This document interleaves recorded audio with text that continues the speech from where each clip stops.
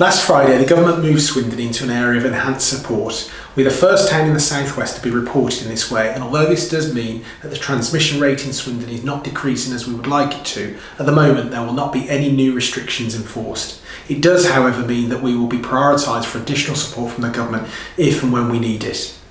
Although lockdown restrictions have now eased, we all know we cannot be complacent as there is still a long way to go to reduce the spread of infection in our town. So it's really important that you continue to follow the guidelines that the government has given. Make sure you keep washing your hands regularly and cover your face when you're in enclosed public spaces and on public transport, and try to keep a distance of 2 metres from people outside of your household to reduce the spread. This all applies within the Great Western Hospital and our GP practices as well, to keep vulnerable patients, staff and volunteers safe. Do remember that if you are feeling unwell with flu-like symptoms, you should get a test as soon as you can and do not leave home for at least 10 days. Also, those living in your household should self-isolate for 14 days.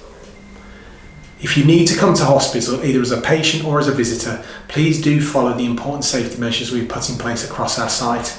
We have designated patient-only entrances, which are the main atrium and the west entrance near Boots, and we're asking for everybody to wear a mask at all times within the hospital. If you're visiting a patient on a ward, it's important that you please phone the nurse in charge of that ward before you visit to book a slot. Only one visitor is permitted to visit a patient at a time, so please don't be tempted to arrive without a slot to avoid being disappointed. We know how much these visits mean to you and our patients. We understand how difficult it is, but it's important to remember that we restrict the number of people coming in and out of the building to protect our vulnerable patients, staff and volunteers. Probably most importantly, if you have an appointment booked, it is vital that you still attend or let us know if you can't make it so we can give your appointment to another patient. We know that some people may be feeling anxious about coming to hospital at this time, but I can assure you that your safety is our number one priority and we're doing all that we can to reduce the spread of infection. If you have any concerns about your health, please call NHS 111. Of course, if you're in a critical or life-threatening situation, our emergency department doors are always open. Thank you for all of your support. Together, Swindon will beat this.